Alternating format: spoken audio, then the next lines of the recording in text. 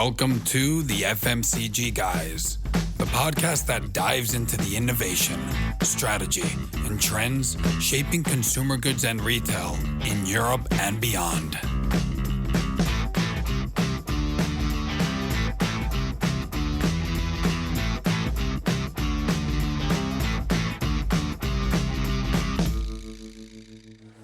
Welcome to the FMCG Guys, coming to you from London at the Retail Media Summit UK, brought to you by SMG and Path to Purchase Institute. Today, I am excited to be joined by Christina Jenkins from Colgate-Palmolive. Hi, Christina, how are you? Thank you very much. Very excited to be here. Slightly nervous, my first podcast, so I'm thrilled to be with you. We will make it as painless as possible, I promise you that. But thank you again for joining us. So today we're just going to have a casual conversation about what else? Retail media, right? We're here at the Retail Media Summit, so of course we should be talking about this. But before we do that, would love to familiarize our audience with a little bit about you and what you're doing at Colgate-Palmolive. So could you tell us a little bit about your background and your experience? Yeah, so I've been working in retail media or shopper marketing for the last 14 years, and serendipitously, I started at Capture, who, as we all know, is now part of SMG. So yeah, in 2010, I joined Capture when they were, I think they had 12 people, and I worked there for 5 years and learned heaps about shopper marketing. And then I decided to take my career and my journey brand side. And during that time, I worked for Andros, who own Bon Maman, so the wonderful red gingham jam and dessert people. Then I had the pleasure of going to work for PepsiCo, so a big global blue chip, with a ton of just amazing brands. And then most recently have moved to Colgate-Palmolive 2.5 years ago. So I feel like, I'm not saying that crisps are bad for you, but I feel like toothpaste is much better for you. So I've gone on that journey, on a health journey, to help people in a more healthy way. So now at Colgate-Palmolive, I had a team of 7, and we deliver all the omni-channel media that you will see across our retail partners, both in-store and online. Yeah, it's great. I love it. No, it sounds like you've gotten the chance to work with some really big, iconic brands over your career. As a former Coca-Cola employee, we can still plan to... we can still talk. We'll keep this amicable. And then you just brush your teeth with Colgate toothpaste and all is well. Happy days indeed. So I'm curious, given your experience, both originally back at Capture from a shopper marketing perspective, but now, as you said, leading omnichannel activation, just to get your perspective in regards to over your career, how have you seen retail media kind of start to shift or evolve how we think about FMCG and, like, I guess, marketing and activation at FMCG? For me, retail media has come a long way, and like the analogy I use is like, in 2010, you had a magazine advert, and you'd be like, great, I'm going to put it in my Sainsbury's magazine, and you'd make one version, and you'd send it off. And now you need 40 different formats, and you need an animated one, and you need a digital one, and you need a QR code on it, or you need something else.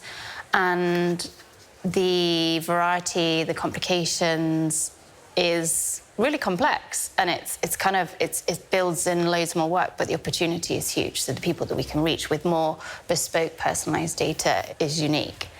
And it has really changed from what I feel like it was really kind of broad brush, really basic marketing to something that can be so personalized and so targeted. But I still think we've got a long way to go to get to grips with it and really, really understand how we use it to the best of our ability. No, absolutely. And I imagine, I think I actually heard somebody earlier today here at the conference say that it's complex to make something simple, right? So with something like this, I imagine that's something that we probably have to remind ourselves of constantly. Absolutely. We often look at how we spend our time and where we put our efforts and things, and one of them is that we spend more time now creating different elements of the different parts of the funnel, whereas before you would have had an advert, and then you'd have a press kind of print advert, and then you might have some barkers and some alphins, and now you've got offsite, you've got onsite, you've got search, and within that there's different messages that you can land, because somebody that's in their consideration phase doesn't want the same message that someone's like, I'm loyal, I'm there, I'm sold, just tell me where it is and where it's on deal. So you have to build that in, and that creates complexities. So yeah, it's hard work to make it simple, and we're on that journey. Yeah, well, I think the thing we have to remind ourselves as folks in the FMCG world is that we are not alone. No. Right? I think a lot of us are on that same journey as well. And I'm curious, again, going back to your earlier days at Captcha back in, let's say, more traditional shopper marketing, how have you been able to take the skills that you learned in that walk of life and combining it with what you've learned more recently from an omni-channel perspective? How have those two worlds kind of come together in terms of your skill set? So I think for me, they are quite similar. I think first and foremost, what is your objective? So being laser focused on that and kind of keep peeling back, so what, until you really get to that insight and that objective. And I think whether you come from a really kind of more broad brush or more high level, top level marketing versus down to like, what are the levers, what are the media pieces that we want to invest in?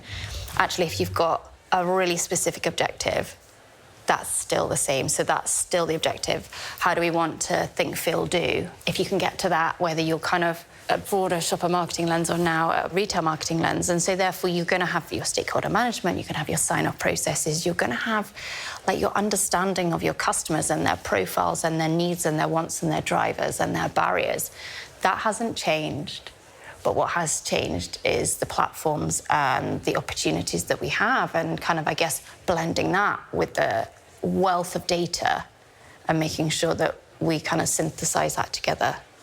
So I think the skill set isn't changing a lot. It's just making it fit nicely with what the capabilities are. Yeah. No, I love that you mentioned think, feel, do. That was something that I remember from my earlier days at FMCG with one of my former managers, that he would like drill that into us and then like, you know, what is it that you want the consumer or the shopper to think, to feel, to do? And if you can answer those questions, then you're on the right track. You know, but I love your point around, like you said, that we're not necessarily eschewing those prior skills, but it's almost like, if I think about it, you know, like as a cross trainer athlete, if you will, like we're building a new muscle, right, around things like data and around things like some of the technology platforms that are coming up. I'm curious, you know, kind of going back to the things that haven't changed, whether you were in shopper marketing or you're in shopper marketing or you're in omni-channel or you're in retail media, which is customer collaboration and working with key accounts. And I'm just curious as to your perspective as to how retail media has evolved or maybe shifted or changed your engagement with those key accounts at Colgate-Palmolive. It has changed dramatically, where in the past you would have had a suite or a toolkit of media that you could invest in. It is absolutely now a strategic platform, and it is part of a JBP or it's a bigger conversation from top to bottom in our customers. They want to know how you're investing, potentially because they put huge investment into new media channels and they want to see them work. And they also want a win-win. So we want win with our customers, we want to win with our retailers, and we want to win for our brands. So it has changed so much. And I'm really excited to see that retail media is starting to transcend all levels of the business. Now, there are certain things that we're like, how do you get the juggernaut to change? Because you've got silos, you've got customer development and sales, and then you've got infrastructure and you've got supply chain. And that, I think, is still really on the journey. But that's also exciting. Yeah. Because we can shape it, we can learn from it, we can optimize it. That's the excitement of think about retail media, that is always changing. And I don't know that you can say that about some of the other aspects of like retail. You know, I get a buzz out of it, like just learning and changing and strategizing. Yeah, absolutely. I mean, I think to me, you know, I love this concept of keeping things simple, right? I think we can always add complexity as things go along. But going back to your point around, you know, that the retail media is starting to grow in awareness and I guess in importance across the business and across the different levels in the organization. I imagine that, you know, at its core, one of the things that retail media helps us do quite well is understanding our consumers. Yeah. Right? So I'm curious to get your perspective as to like, has that been the case at Colgate-Palmolive? And can you share with us a couple of examples of how maybe that's helped in terms of that journey with retail media? So we're currently doing a piece of work with Nectar, actually, which is looking at one of our key kind of like business challenges. And they're starting to do a real deep dive into all of that data, but looking at it from the multifaceted lens. So where you might brief a media agency, like, these are the shoppers, this is what we want them to think, feel, do. We've got lapsed shoppers here, we want it new, we want to launch an MPD. Actually, what we've gone to them with is like a business challenge. So we've asked them to look at the multifaceted pieces that impact that, from different behaviours, any like political or like cost of living crisis, what our competitors are doing. So it's not just kind of going, oh, what can a media plan do? It's the whole piece, share of shelf, footfall, price optimization, promotion, the role of all these things, and then bringing that all together into like a retail media piece and saying, this is how we can help you. And I think that's the sweet spot, rather than just kind of, we have to bring all the pieces of the pie together. And I think slowly but surely we will. I mean, maybe we'll just cherry pick the pieces and the challenges that we want to do that on. But that's quite exciting. But I imagine that's got to be exciting not just for you, but it's got to be pretty exciting for your agency partner as well, for Nectar, right? Because like you said, you've gone from like a tactical activation campaign to saying, no, we want to tackle this as a strategic challenge, right? And I think it's like you said, it opens all sorts of doors in terms of opportunity. Yeah, so when we first briefed them, I was really specific, and I was like, just to be super clear, whilst we put our brief on the table and we've got lots of different information here, we're not asking you to come back with a retail media plan that resolves it or solves it or helps it. What we want for you to come back is go, actually, we've uncovered this, we've discovered that. This could help it. Hypothetically, this could help it, or have you tried this? So you don't have to have all the answers, but what we want is that, again, multifaceted approach to it that says, actually, the sum of the parts is this. Why don't you try that? Yeah. Well, so this actually is a great segue into my next question, which is going to ask around investment behind retail media, right? Because I think when you can start to demonstrate the value that an entity like retail media can bring, all of a sudden the budget conversations start to get a little bit easier in regards to how are you going to allocate investment into this new space. So can you share with us anything a little bit around that in terms of like some of the wins you've had and maybe even like the challenges? The wins we've had largely are in the digital space. Because the data is there, it's really easy to prove. But because of the role that retail media has strategically in JBPs, in wider, kind of more broader conversations, the investment unlock has become a more regular conversation. I wouldn't say easier, because you still have to prove, but there's definitely a greater understanding of the role and purpose of it, and therefore the allocation is greater. So we have been able to increase our investment into retail media, which I am delighted with, and we're able to prove the success of it. So it is a virtuous circle, which is really exciting. Well, like I said, going back to the when you have this broader, more strategic view around how you're using retail media to really drive that omni-channel activation, I imagine it's not just exciting for you and your team and, let's say the agency partners that you choose to work with, but I gotta imagine it's pretty exciting for the retailers as well, right? I mean, I think hopefully they get jazzed about the fact that you're bringing to them a more holistic view as part of that JBP, as opposed to saying, I'm gonna give you the very siloed one-offs in a way. Yeah, I think they probably are. I think it's only going to grow as well. And I think the key there is relationships then, because you've got to start to build that kind of growth mindset with the ambition. And I guess my ask to our retail partners is to have that, to come with the opportunities and the proof, and then let's drive forward together. Yeah, no doubt.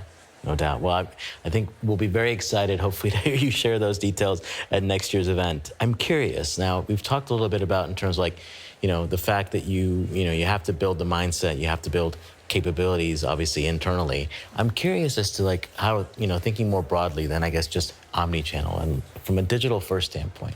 I'm curious, can you share with us a little bit about how that has become a part of the culture at Colgate-Palmolive? So actually, nearly a year ago, I took over the lead of Omnichannel at Colgate-Palmolive, and that was the opportunity for me to look at the team structure. And I took a bold step along with the support of my boss, which was to restructure to have a performance marketing manager within our team. And that enabled me to be able to bring in an expert who was digitally first, with a digital-first mindset and experience. But I really felt there was tremendous growth and opportunity, first and foremost, in retailer search, and also in digital offsite. And that has paid back in spades, not only from the breadth of experience that that person has brought in, but their ability to be laser focused in the performance of those two areas, but also in the results that we've got. And I have been so pleased with the results that we're looking at how we scale that up even more in multiple different ways, but it was absolutely the right thing to do. And I kind of expect really similar results in the way that can expand and work even more. Well, I imagine it's got to be, you know, also somewhat personally fulfilling for the individual as well, because, like, you know, he or she is now recognized as a subject matter expert, and they're able to, you know, help share that expertise with the broader team, and obviously the team benefits as well because they get to learn, right? So I think this whole concept of digital ambassadors and like having that expand across the business, I think is an opportunity for a lot of FMCG brands. Absolutely. She has done an absolutely stellar job, and she is. She's seen as an absolute ninja in her class, in her field, and we are delighted to have her within our team. And interestingly, last week, I was at the Tesco Upfront event, and they talked about the T structure. So you have planners, but you have ninjas that go up who are brilliant at media planning, or they're amazing at creative development. And that really sparked in me how to drive forward at pace and growth within the new areas that could be coming. And I think I'll keep that tucked in my brain just to see, because for sure breadth is brilliant, but there will be some parts where a ninja will really drive that, that growth. I love it's harkening back to the T versus the I-shaped marketer discussions. That's a great, I'm glad you brought that up. I'm going to make myself a note to kind of remember that as well for some of my conversations at my brand. Given, you know, again, both your expertise in terms of like what you've learned over the years, but also now looking forward, what are you most excited about here in the coming year in the area of retail media? I really hope measurement is the thing that we are talking about with like passion and vigor next year, because I think that is the piece that could really transform everything. And I think everyone is on a journey, and we all need to collaborate to be on that journey. But we have the ability, we've seen today how we can do that A/B testing, the role and purpose being super focused on what your objective is, and then go and find the measurement and the test. So I hope measurement, I really hope measurement. That's going to be one of our pillars next year, is to be able to be in a better place this time next year to say, year on year, our performance, these are kind of the drivers, the drainers. How do we work better? And the data, hopefully, and the measurement and the analysis, I think, is the key to do that. And that's what I'm excited about. I love it. I love it. Me too. So I have one final question. This is a question that we ask all of our podcast guests, which is we ask them to, if they could go back in time, get in a time machine and go back and meet their younger selves at the beginning of their career, and they give that individual one piece of advice at the start of their career, your career, what would that be? Trust your gut. Absolutely. Trust your gut. Be that like with your values and how you work, because I think if you align to that, things just are so much easier. But then you can also do that on instinct in your work, in your relationships, in the decisions you make. Be unapologetically you. And then I think a lot of things just see easier, so you don't second guess and question everything. That's great. Thank you. Thank you.